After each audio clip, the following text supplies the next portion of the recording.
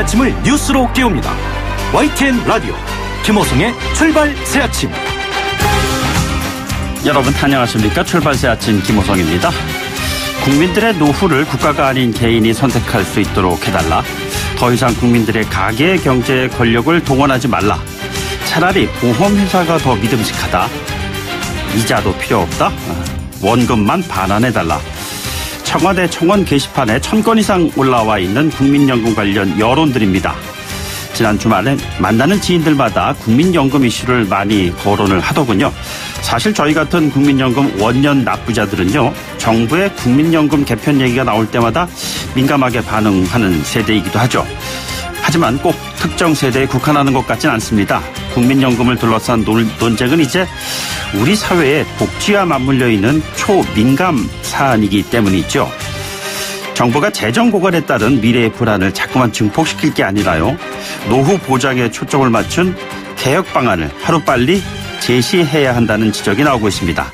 그렇지 않고서는 폐지론까지 등장하고 있는 국민연금에 대한 국민들의 불신을 해소하기가 어려울 것이란 전망입니다. 용돈 수준의 국민연금 수급액을 인상하겠다는 것이 문재인 대통령의 대선 공약이었습니다.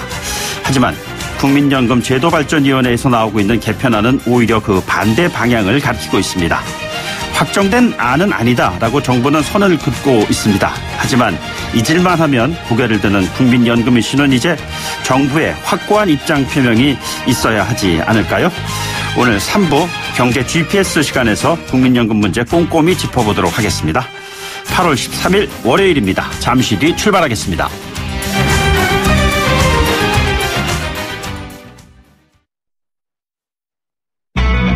YTN 라디오 김호성의 출발 새 아침. 네, 지금까지 들어온 뉴스, 오늘 꼭 아셔야 할 뉴스들을 정리해드리도록 하죠. 시사평론가 이종훈 박사 나오셨습니다. 안녕하십니까? 네, 안녕하세요. 네, 3차 남북 정상회담 일정이 나올 것 같습니다. 고위급 회담이 열리니까요. 예, 그렇습니다. 판문점 북측 통일각에서 고위급 회담이 열립니다. 3차 정상회담 일정, 장소 이런 것을 조율할 것으로 이렇게 보이고요. 네. 우리 쪽에서는 조명균 통일부 장관이 수석대표로 나서고 북측은 리선권 조국평화통일위원회 위원장이 단장입니다. 예. 그런데 북측 참가자 중에 눈길을 끄는 인물들이 좀 있습니다. 네네. 김윤혁 철도성 부상, 예. 박호영 국토환경보호성 부상, 박명철 민족경제협력위원회 부위원장. 네, 이거 뭐 경협하자는 거네요. 바로 그거죠. 네네. 예, 그래서 이 3차 남북 정상회담 일종의 뭐 대가랄까요? 예. 그런 거로 종전선언과 더불어서 이 그동안 얘기가 됐던 북한 철도 도로 현대화 같은 그런 그 경협 사안들을 좀 요구할 가능성이 높지 않나 이렇게 좀 관측이 되고 있습니다. 예. 북측이 어제 그 대남 선전용 매체죠, 우리 민족끼리에서 이렇게 주장을 했습니다. 돈 안 드는 일들만 하겠다는 심산으로 수판알만 튕기면서 여건이 조성되지 않았다는 푸념만 늘어놓고 있다. 예. 우리 쪽이 좀 그러고 있다 이겁니다. 예, 예. 예. 대략 북측의 계산이 좀 읽히죠? 네, 그렇습니다. 그렇네요. 자, 어떠한 결과가 나올지 한번 주목해 보도록 하겠습니다. 그리고 북한이 지난주에 돌려보낸 30대 서모 씨, 다시 또 월북을 시도하다가 잡혔다. 이거 참 왜 이런 일이 벌어졌을까요? 네. 이런 분은 북측에서 좀 받아주셔야 하지 않을까 이런 생각이 들기도 좀 합니다만. 네네. 지난달 22일에 중국을 경유해서 북한으로 불법 입국하다가 이제 발견이 됐습니다. 네네. 그래서 16일 동안 북한 당국에 억류돼 있다가 지난 7일 판문점을 통해서 이제 송환이 된 그런 네네. 인물인데요. 어제 그 오전에 7시 반께 자신의 SUV를 몰고 검문도 불응한 채 민통선 쪽 그 통일대교 남단 넘어서 북쪽으로 질주를 했습니다. 예. 차단 시설 철침판에 타이어가 터진 상태에서도 운전을 계속 하다가 이제 도주를 했고, 네네. 통일대교에서 6km 떨어진 한 저수지 근처에서 우리 JSA 대대 병력에게 이제 검거가 돼서 경찰에 인계된 상태고요. 예, 예. 경찰이 지금 경위 조사 중이긴 한데 탈북자만 있는 게 아니고 탈남자도 있다는 거죠. 그런데 이 문제는 이제 북측인데 돌려보낸 것으로 봐서는 별로 이렇게 예. 환영하는 것 같지는 않습니다. 과거의 경우하고는 네. 정말 하늘과 땅 차이의 상황이에요, 이거는. 네. 이분이 근데 왜 이렇게 북한을 가고 싶어 하시는지 좀 궁금하긴 합니다. 글쎄요. 알겠습니다. 예. 그리고 국회가 오늘 특수활동비 폐지, 이게 폐지 쪽으로 이제 가닥을 잡는 것 같죠? 네. 이 더불어민주당하고 자유한국당이 특활비를 이제 유지하는 선에서 영수증 첨부를 의무화하는 식으로 양성화하겠다. 네네. 이렇게 합의를 했죠. 정의당하고 바른미래당은 이제 당론으로 폐지를 이제 주장해 왔고요. 네네. 그 이후에 이제 비난 여론이 들끓었지 않습니까? 예. 그러니까 어쩔 수 없이 지금 완전 폐지 쪽으로 선회를 하고 있는 그런 그 분위기입니다. 오늘 이제 최종 입장이 문희상 국회의장하고 여야 원내대표 주례회동을 거쳐서 발표될 것으로 이렇게 알려지고 있습니다. 네네. 이에 따라서 이제 그 국회 특활비는 이제 원칙적으로 이제 폐지를 하고 정당 업무 추진비 뭐 이런 항목이 좀 있거든요. 국회 네네. 예산에. 이 부분을 좀 증액시켜 나가는 방향으로 이렇게 노력을 할 것으로 이렇게 전해지고 있습니다. 네네. 이제 남은 것은 피감기관 예산으로 해외 출장을 가는 행위인데요. 네네. 이거는 원칙적으로 금지를 하되 심사자문위원회를 구성해서 허용 여부를 결정하겠다라고 지금 일단 원칙을 세웠는데요. 이것도 또 비난이 굉장히 거셉니다. 아예 폐지하시는 것이 어떨까. 그렇게 생각하긴 합니다만 어떻게 하실지 모르겠습니다. 어쨌든 뭐 투명한 돈의 씀씀이 관련인데 그 쌈짓돈에 있는 돈을 카드 쪽으로 집어넣어주는 뭐 이런 식의 과정이 좀 되는 게 아닌가 뭐 이런 생각도 드네요. 이 김경수 경남지사에게 드루킹을 소개한 송인배 청와대 정무비서관 특검 조사 마쳤죠? 네, 그렇습니다. 어제 오전 9시 20분에 이제 참고인 신분으로 출석을 했고요. 한 13시간 반 정도 조사를 받았습니다. 특검은 송 비서관이 대선을 앞둔 시기에 드루킹하고 연락을 주고받은 정황을 이제 추가로 포착을 했다는 거고, 네네. 드루킹의 댓글 조작을 알고 있었을 가능성을 조사한 것으로 전해집니다. 아울러 드루킹이 그 자신의 최측근 그 윤모 도모 변호사, 이게 다 문재인 대통령의 대선 캠프에 넣어달라는 청탁을 한 정황, 네네. 이 부분 관련해서도 진위를 지금 확인한 것으로 이렇게 알려지고 있고요. 조만간 그 백원우 청와대 민정비서관도 소환할 방침이라고 합니다. 드루킹이 오사카 총영사 인사청탁 그걸 이제 거절을 이유로 해서 김경수 지사를 이제 협박을 했고, 이러니까 이제 백원우 비서관이 이제 나서서 한번 만났다는 얘기인데 이게 도대체 어떤 경위로 모든 것들이 이루어진 것인지. 또 뭐 그 관련해서 오사카 총영사는 안 된다. 네네. 센다이 총영사 정도는 가능하다라고 다시 이야기를 해서 김 지사가 이거를 지방선거 지원 대가로 뭐 이렇게 제안을 했다. 네네. 이런 얘기도 있습니다. 그래서 그 부분도 함께 조사가 이루어지지 않을까 이렇게 네네. 예상이 좀 되고 있는 그런 상황이고요. 김 지사에 대한 구속영장 청구 여부도 이제 관심사인데 특검팀 쪽에서는 범죄의 중대성, 네네. 또 증거인멸 가능성 이런 것을 이제 이유로 해서 구속영장을 청구해야 한다는 의견이 좀 우세한 것으로 이렇게 전해지고 있습니다. 네. 그리고 뭐 제가 오프닝에서 잠시 언급을 했습니다만 지금 국민연금 인상 방침 뭐 이런 건과 관련해서 정부 입장이 일단 뭐 서둘러 좀 진화하는 입장은 보이고 있는 것 같은데 어떻습니까? 네. 국민연금제도발전위원회하고 재정추계위원회가 17일 날 공청회를 갖습니다. 네네. 그 자리에서 이제 국민연금 종합운영계획안 그러니까 이제 개편안을 이제 공개할 예정인데 그 일부 내용이 이제 알려졌고요. 비난 여론이 이제 거세게 이제 일고 있는 그런 상황입니다. 그러니까 보험료를 의무적으로 내야 하는 상한 연령 현행 60세에서 2033년까지 65세로 높인다. 그리고 연금 수령 나이도 65세에서 68세로 높인다. 이게 이제 핵심 내용입니다. 네네. 또 최소가입 기간을 현재 10년에서 5년으로 축소한다. 이런 내용도 포함이 돼 있다 그러는데 아니 오랫동안 열심히 납부한 청장년 세대만 결국 손해 아니냐. 네네. 그리고 혜택 정말 뭐 제대로 받을 수나 있을지에 대한 의구심도 좀 일고 있는 그런 상황입니다. 그러면서 이제 폐지 요구까지 이제 등장하니까 네네. 박능후 보건복지부 장관이 어제 이제 입장문을 내놨습니다. 이 확정적인 거 아니다. 네네. 말 그대로 자문안이다.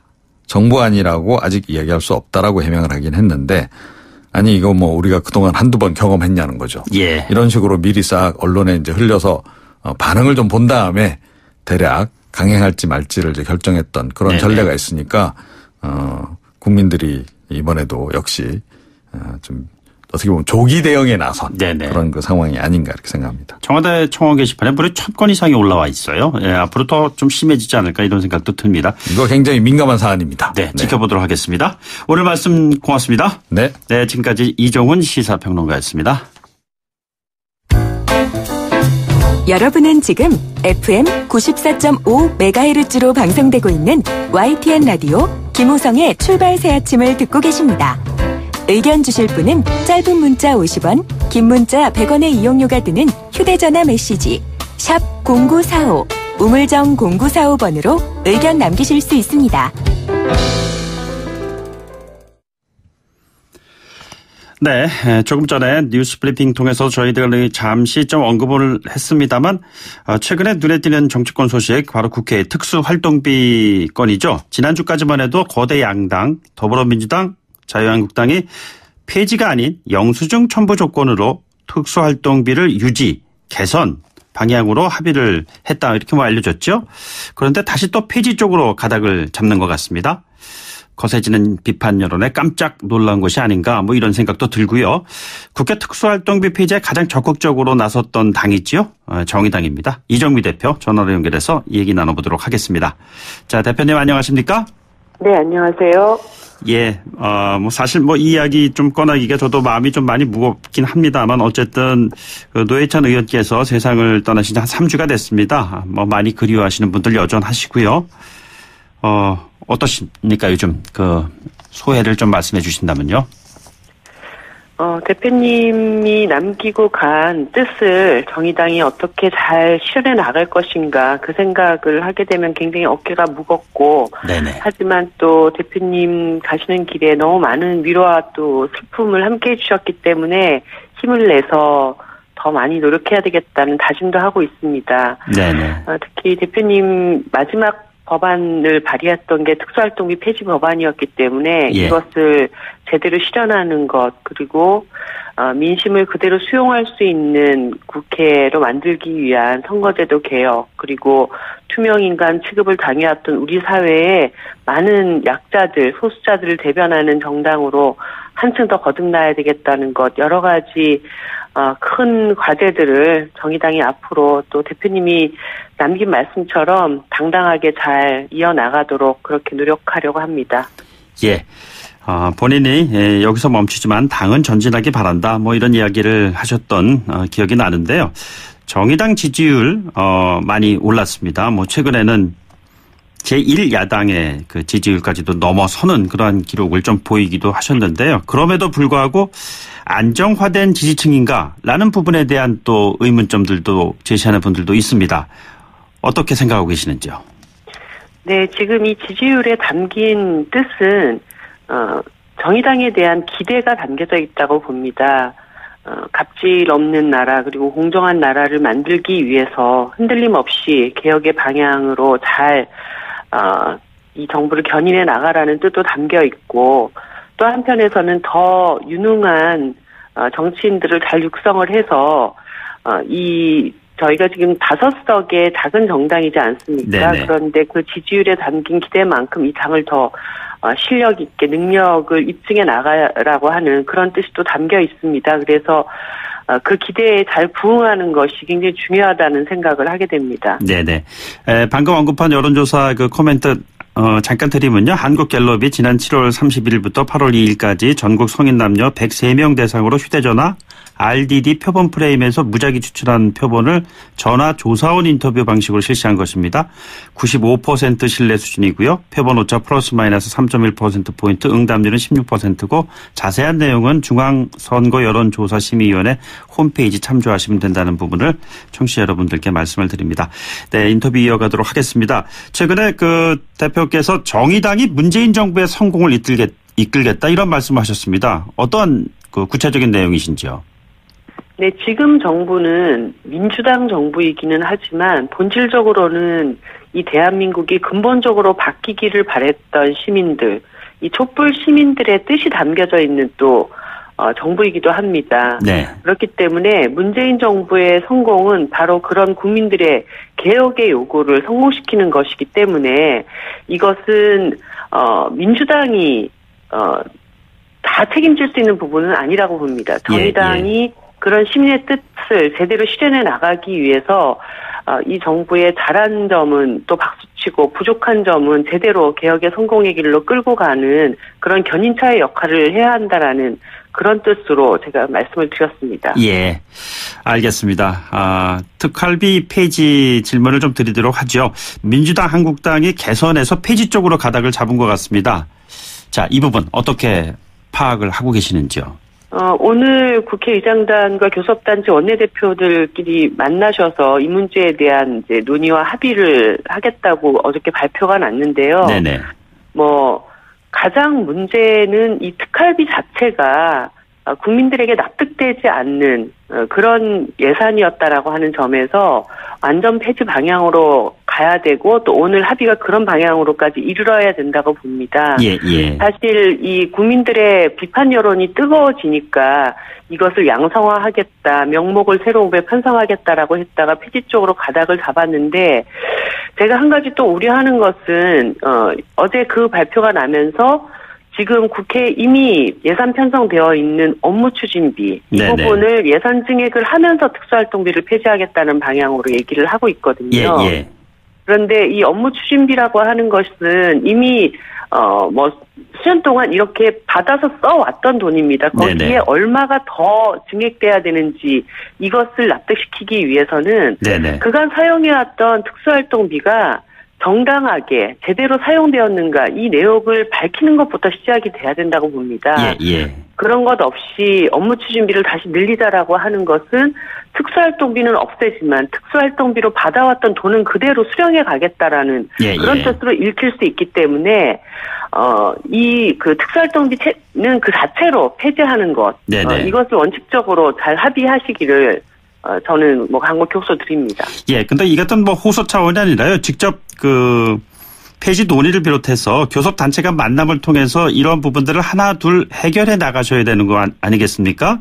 그렇습니다. 예, 현재 지금 공동교섭단체 이 구성에서 지금 빠져나와 계시는 상황인데 자, 이 부분을 앞으로 어떤 식으로 돌파해 나가실 계획이 있으신지요?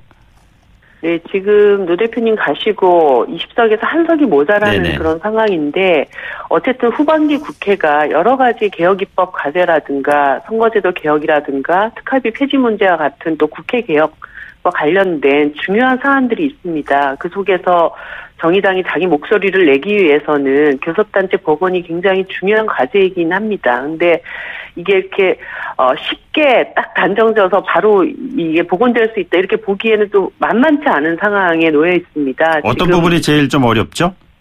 결국은 이 무소속 의원들 중에서 이제 영입을 하는 방법밖에는 없기 때문에 네네. 이분들과 다각도의 논의를 지금 해나가고 있는 상황인데 아직 명확한 답변을 저희들이 얻지는 못했고 여러 가지 이 하반기 국회의 중요성을 가지고 그분들을 최대한 설득을 해나가는 것이 저희들의 과제입니다. 이게 지금 대표님 굳이 그 당적을 바꿀 필요는 없잖아요. 무소속으로 들어와서 해도 되는 것이죠? 예, 교섭단체, 공동교섭단체는 사실 민주평화당과 정의당도 두 개의 정당을 유지하는 속에서 공동의 과제로 함께 교섭단체를 구성한 것이기 때문에 무소속 의원님들도 당적을 갖지 않고 교섭단체 일원으로도 충분히 참여를 할 수가 있습니다. 네네. 그러니까 다른 당들 의원들끼리 모여서 무슨 모임 하시면 되는 거잖아요. 그렇습니다. 자, 구체적으로 송금주 의원이라든가 이용호 의원이라든가 이런 분들과의 접촉이 있으신가요? 다각도로 의견들을 나누고 있다. 그 정도까지만 말씀을 드리겠습니다. 예. 정동영 의원께서는 대표가 되신 다음에 선거제도 개혁에 대한 강조를 많이 했습니다. 이 대표께서 늘상 말씀하시던 연동형 비례대표제하고도 좀 맞닿아 있는 사안인 것 같기도 하고요. 자, 네. 이 선거제도 개혁에 관련된 입장을 지금 어떻게 정리하고 계시는지요? 지금이야말로 선거제도를 제대로 개혁할 수 있는 적기다라고 저는 보고 있습니다. 사실 19대 때도 이 논의가 되었지만 그 당시 자유한국당이 선거제도 개혁에 대해서 결사 반대 입장을 갖고 있었기 때문에 논의가 네네. 한 발도 진전될 수 없는 그런 상황이었었어요. 근데 지금은 어쨌든 5개 원내 정당이 다당제를 구성을 하고 있고 여기에 자유한국당까지를 포함한 야당들 안에서 이제는 선거제도가 좀 바뀌어도 되지 않는가 이런 의견들이 지금 모아지고 있는 상황입니다. 예, 예. 그리고 문재인 대통령도 예전 민주당 당대표 시절부터 이것을 자신의 철학으로 계속 주장을 해왔었던 상황이고 현재에서도 대통령 스스로 국회에서 이 문제를 정말 잘 풀어나가기를 원한다라는 선거제도 개혁에 대한 찬성 입장을 갖고 있습니다. 네네. 그렇기 때문에 정말 민심을 그대로 수용하고 우리 사회의 다양한 의견들을 갖는 이해관계자들이 자신의 대표자들을 국회에 보내서 여러 가지 갈등을 조정하고 합의할 수 있는 구조를 만들어 나가기 위한 이 선거제도 개혁에 이제는 뭐 누구도 반대할 명분도 네네. 또 그럴 조건도 가지고 있지 않기 때문에 예. 저는 지금 이 대목에서는 집권 여당의 의지가 가장 중요하다고 봅니다. 예, 예. 집권 여당이 지금 어쨌든 국회 안에 다수당을 차지하고 있고 또 국민들의 지지도 높은 상황이기 때문에 이렇게 기득권을 가진 정치 세력이 대한민국 정치를 한 단계 선진화시키기 위해서 이 당리당략을 내려놓고 지금이야말로 함께 머리를 맞대고 좋은 선거제도로 나갈 수 있는 적기다. 그렇기 때문에 지금 더불어민주당의 의지를 얼만큼 내느냐에 따라서 성사 여부가 달려있다. 저는 이렇게 보고 있습니다. 더불어민주당은 왜 꿈쩍하지 않고 있는 걸까요? 뭐 때문에 그렇다고 대표님께서는 보고 계시는지요? 그러니까 지금 눈앞에 작은 기득권과 이익에 연연하게 되면은 네네. 대한민국 정치 개혁이 성사되기 어렵습니다. 역대 어떤 정치권을 놓고 봐도 결국은 내 기득권을 내려놓는다라고 하는 그런 결단이 있을 때 다른 정당들도 그것에 대한 진정성 이것을 갖고 함께 논의해 가게 되는 것이거든요. 네네. 지금 20대 국회에서 지금 지지율도 높고 다수 의석을 차지하고 있기 때문에 이런 상태로 21대 총선을 맞이하게 되면은 더 큰 이득을 얻을 수 있지 않겠는가 이런 생각을 하실 수 있다고 봅니다. 네네. 하지만 이런 방식으로는 매번 국회가 이렇게 거대 양당 독점 체제에서 다수의 국민들의 이익을 외면하는 이런 국회가 계속될 수밖에 없기 때문에 지금이야말로 이제 더불어민주당이 결단을 해야 될 시점이다. 이렇게 말씀드리고 싶습니다. 예, 마지막 질문 드리겠습니다. 어제 송인배 청와대 정무비서관 소환됐고요. 백원호 민정비서관도 조만간 소환될 방침이다. 뭐 이렇게 지금 알려지고 있습니다. 김경수 지사 관련된 특검 어떻게 펼쳐져 나가야 한다고 보고 계십니까? 이 특검이 애초에 진행된 이유는 김경수 지사가 문재인 대통령 선거 과정에서 그 권력을 이용해서 댓글 공작을 지시하고 그것에 대한 대가를 받았는가. 네네. 이것이 핵심입니다. 예. 그런데 사실 이 모든 일들, 이 정황이 드루킹의 진술에 의거해서 이 수사가 시작이 되었는데요. 네네. 드루킹의 진술 자체가 지금 몇 번 오락가락하면서 그 진술 자체를 객관적으로 입증할 수 있는 정황들도 지금 잘 나오고 있지 않습니다. 예. 거기에다가 특검의 대다수 시간을 사실은 이 본질과 비껴난 그런 잘못된 수사 방향을 잡아오면서 허송세월을 또 보냈고 또 그것을 특검이 유지돼야 될 여러 가지 수사 결과도 내놓고 있지 못한 그런 상황에 놓여 있습니다. 네네. 지금 남은 기간 동안에 특검이 자신의 어떤 주장을 입증할 만한 수사 결과를 내놓던가 아니면 이 드루킹에 의해서 지금 이 수사 기간을 허송세월하고 결국 드루킹에 의해서 이 특검이 휘둘린 것에 대한 어떤 책임을 지던가 둘 중에 하나를 선택할 수밖에 없는 상황에 이르지 않았는가 그렇게 네네. 보고 있습니다. 알겠습니다. 대표님 오늘 말씀 여기까지 듣도록 하죠. 고맙습니다. 네, 감사합니다. 네, 지금까지 정의당의 이정미 대표였습니다. 1부 마치겠습니다. 2부에서 뵙겠습니다. 소통의 아침을 여는 공정한 목소리 YTN 라디오 김호성의 출발 새 아침. 네, 출발 새 아침 2부는요. 정동영 대표를 연결해서 현안과 관련된 이야기 나눠보는 시간 준비하고 있습니다. 잠시 뒤 뵙겠습니다. YTN 라디오 김호성의 출발 새 아침. 네, 정의당보다 정의롭게 지난 8월 5일 전당대회를 통해서 당대표에 당선된 정동영 민주평화당 대표의 얘기입니다. 이제 추상적인 정치적 수사는 과거가 된 것 같습니다. 현실적인 당의 존재 이유, 민생에 맞닿아 있는 정치가 이념이나 정치 세력을 규합하던 색깔 논쟁들을 앞지르고 있는 듯한 인상입니다. 그런 의미에서요, 남북 문제나 평화 문제도 더 이상 정쟁의 도구가 되진 못하고 있죠.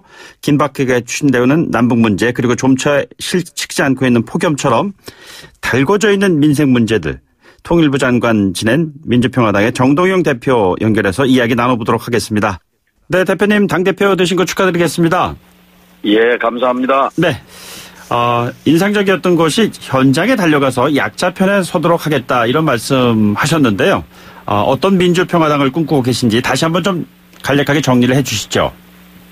민주평화당은요, 더 많은 민주, 더 많은 평화라는 노선을 걸고 출발했습니다. 더 네네. 많은 민주라는 건 다름이 아니고 나라의 주인인 대다수의 국민이 답답한데 정치가 여의도에만 있잖아요. 네네. 그래서 여의도 일어나서 현장으로 달려가는, 현장에는 수많은 힘없고 목소리가 미약한 우리 국민들 하소연할 때가 많은 분들이 많잖아요. 네네. 그 현장 1등 정당이 되겠다 이런 뜻입니다. 예, 정의당보다 정의롭게 어떻게 보면 소속하신 당이 아닌 또 다른 당의 얘기를 좀 하시면서 말씀하셨는데 이것은 무슨 의미죠?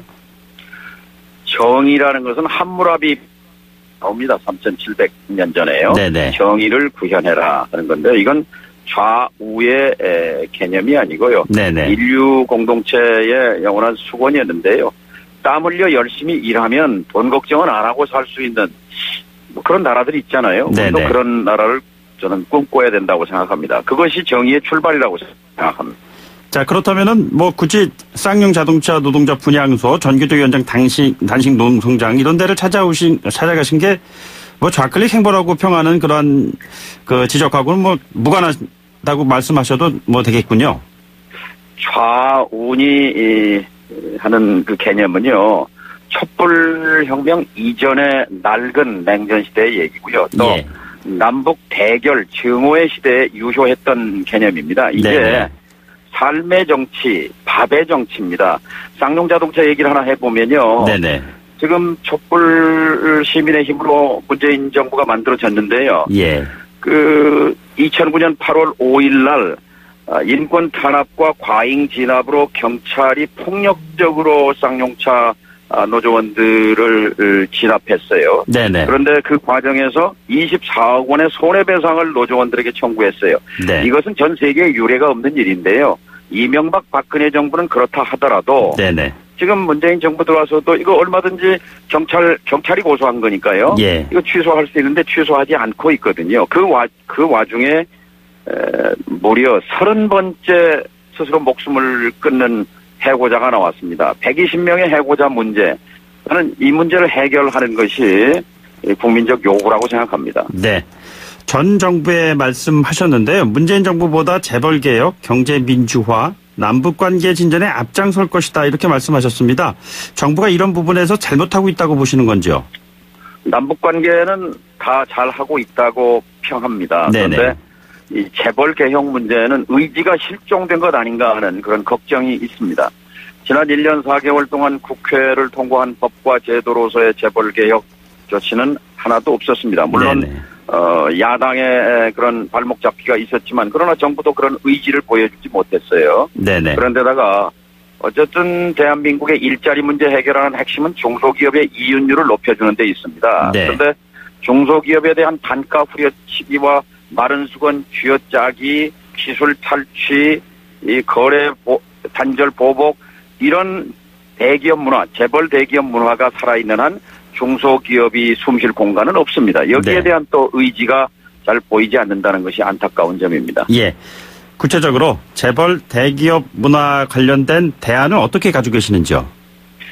중소기업의 고통을 우선 덜어주는 데서부터 시작해야 합니다. 그것이 갑질 근절 대책입니다. 네네. 당내 제1호 특위로 설치한 것이 갑질 근절 대책위원회와 상가 분쟁 상담소였습니다. 네네. 지금 자영업 하시는 분들이 아프다고 비명을 지르지 않습니까? 예. 그래서 지금도 5년 지나면은 집주인이 나가라고 하면 속수무책입니다. 권리금이고 뭐 인테리어 비용이고 한 푼 못 건지고 일단 쫓겨나야 하는 거거든요. 네네. 100년 전에 일본에서 만들었던 차지차가법.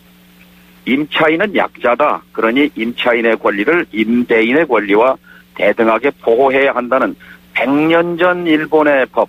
그리고요, 그때 조선에서도 이 임차인의 권리를 보호해달라 하는 운동이 있었어요. 그게 불산장려 운동입니다. 예. 평양에서부터 거세게 일어났는데요. 일본인 건물 지주로부터 조선인 이 세입자, 임차인들을 보호해달라는 그런 청원 운동이었습니다만 일제가 탄압했었죠. 네네. 그러니까 오래된 수건인데 지금 민주평화당은 그래서 100년 가계 특별법, 임차인이 세든 사람이 쫓겨나지 않을 권리를 국회에서 만들자. 예. 그래서 지금 바깥에 자영업 하시는 분들과 연대해서 그런 운동을 시작했습니다. 예, 대표님, 그런데 그 당을 이끄시는 것만큼 당을 뒤에서 밀어주는 지지율이 굉장히 중요할 텐데요. 현재 그 당 지지율이 심각합니다. 앞서 정의당 얘기도 했습니다만 정의당이 자유한국당을 일부 제치기도 했었고요. 자, 현재 그 당 지지율을 어떻게 판단하고 계십니까? 물이 몇 도에서 끓죠? 예, 100도가 돼야 되죠. 예. 임계점이라는 게 있다고 생각합니다. 네네. 민주평화당이 국민 속으로, 현장 속으로 파고들어서 국민들께서 이 당이 무엇을 하려는 당이구나, 누구를 대변하는 당이구나 하는 그 진정성이 전달이 되면, 네네. 그때 아마 물은 끓기 시작할 거라고 생각합니다. 예. 구체적으로 국회 내에서의 어떤 힘의 중심적인 역할을 하시려면은 교섭단체 주의 회복도 하셔야 될 텐데요. 보관이 있으십니까? 교섭단체를 만들고자 하는 것은요, 당의 이익을 위해서가 아니라 네네. 국민의 이익을 찾아드리고 싶어서입니다. 다른 말로 하면 선거제도 개혁을 이루기 위해서 교섭단체를 반드시 만들어야 되겠습니다. 네네. 무슨 말씀이냐면 며칠 전에 전국에 흑염소 키우는 농가 대표들이 국회 앞에 오셨어요. 네네. 거기서 구호도 외치고 시위를 하셨는데 제가 가서 만나서 이렇게 말씀드렸어요. 이 나라의 주인이 누굽니까? 그랬더니 우리요. 자, 그런데 어떻게 나라의 주인 되시는 분들께서 국회 안에 들어오시지도 못하고 울타리 밖에서 이렇게 구호만 외쳐서 되겠습니까? 근본적인 해법은 여러분들께서 농민당을 만들어서 농민당이 국회에 진출해서 농사 짓는 분들이 농촌 농민 농업 문제를 대변하는 그런 정치를 하는 것이 근본적으로 바뀌는 겁니다. 네네. 제가 선거제도 개혁에 앞장설 테니 저와 함께 연대해 주시겠습니까? 그랬더니 전부 환호성을 보내시는 거예요. 예, 그래서 예. 그 뒤에 문자도 보내주셔서 농민당 만드는데 함께 하겠다. 그러니까 소상공인들의 절규를 무슨 벌기대회로 해결할 것이 아니라 소상공인 당을 만들어서 소상공인, 사회적인 경제적인 약자들이 입법자로 국회에 등장하도록 만들어줘야 우리 사회 곳곳에서 들리는 아프다는 비명과 어렵다는 비명을 제도권으로 수렴할 수 있는, 그게 바로 정치의 본질이고 핵심이거든요. 그걸 해보려고 합니다. 그러기 위해서 교섭단체를 복원하려고 하는 것입니다. 선거제도 개혁 말씀하셨는데 최근 아주 구체적인 수치까지 들어가면서 언급을 하셨지 않습니까? 국회의원 수 353명. 뭐 연동형 비례대표제 연관된 사안이기도 하고 그런데요. 이 부분에 대한 좀 설명을 좀 해 주십시오.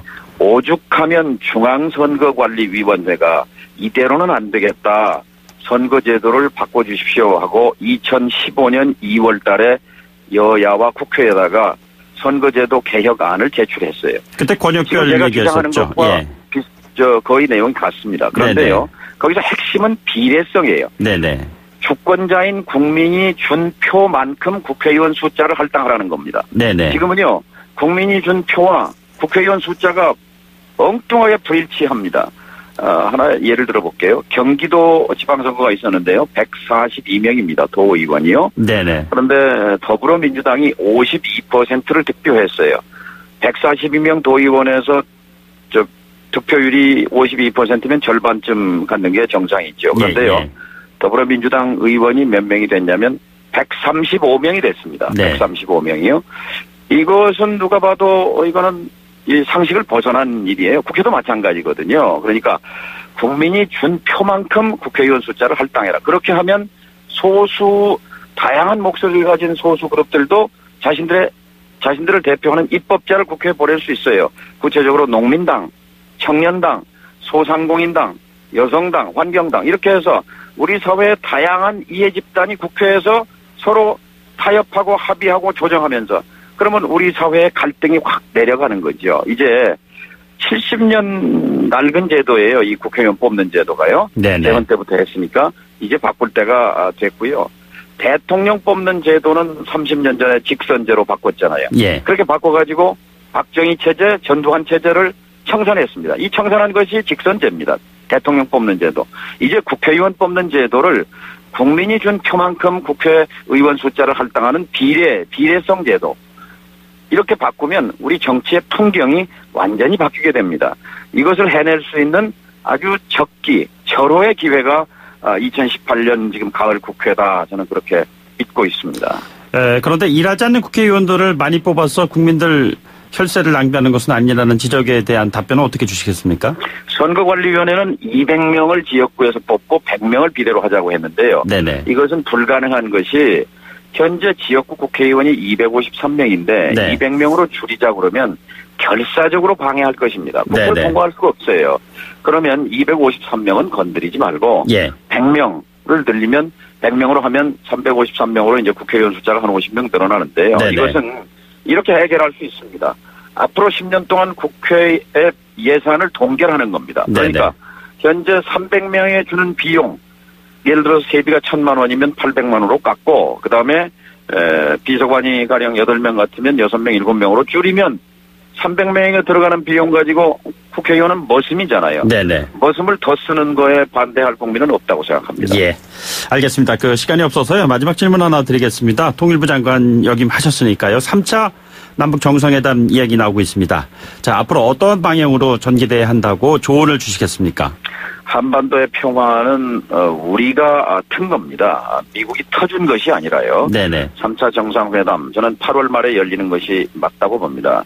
그래서 결국 남북 간의 관계를 전면적이고 획기적으로 개선 발전한다는 판문점 선언을 다시 재확인하고 이행해야 합니다. 그리고 그 바탕 위에서 북한과 미국 간에 다시 생기고 있는 불신을 걷어내고 신뢰의 다리를 다시 하나 더 놔야 합니다. 그래야 북한으로부터 비핵화 시간표를 받아낼 수가 있습니다. 북한의 비핵화 시간표를 받아내기 위해서는 종전선언 이미 트럼프 대통령과 김정은 위원장은 북미 간의 새로운 관계를 수립하자고 선언한 바 있습니다. 새로운 관계를 가는데 왜 휴전선언이 계속 필요합니까? 당연히 한국에서 전쟁은 이미 끝났다는 과거의 전쟁의 청산선언 너무도 당연한 겁니다. 종전선언과 비핵화 시간표 이걸 바꿔야 되는 거죠. 이걸 할 수 있는 것이 3차 정상회담이요. 문재인 대통령의 역할이라고 생각합니다. 대표님, 협치 차원에서 정부와 함께 보조를 맞춘다거나 예를 들어서 특사 자격으로 직접 방북할 의향은 있으신지요? 저야 남북 문제에 관해서는 뭐든지 마다하지 않을 생각입니다. 그런데 가장 중요한 기본 전제는 선거제도 개혁에 더불어민주당이 동의하고 합의하는 것입니다. 더불어민주당의 오래된 당론입니다. 그리고 대통령 선거 공약입니다. 그리고 당선 후에 문재인 대통령의 중점 국정 과제입니다. 또 지난 4월 개헌안을 제출하면서 여야가 선거제도 개혁에 합의하면 분권형 권력 구조를 양보하겠다고까지 말씀했습니다. 문재인 대통령은 늘 이렇게 말합니다. 나의 가장 큰 약점은 내가 한 말에 너무 구속되는 것이다. 이렇게 말씀했습니다. 더불어민주당은 문재인 대통령의 철학에 공감한다면 지금의 미온적이고 소극적인 태도를 버려야 합니다. 알겠습니다. 오늘 말씀 여기까지 듣도록 하죠. 고맙습니다. 예, 감사합니다. 네, 지금까지 민주평화당의 정동영 대표였습니다. 네, 출발 새 아침 3부는요. 8시 뉴스 듣고 다시 시작하겠습니다. 잠시 뒤에 뵙겠습니다.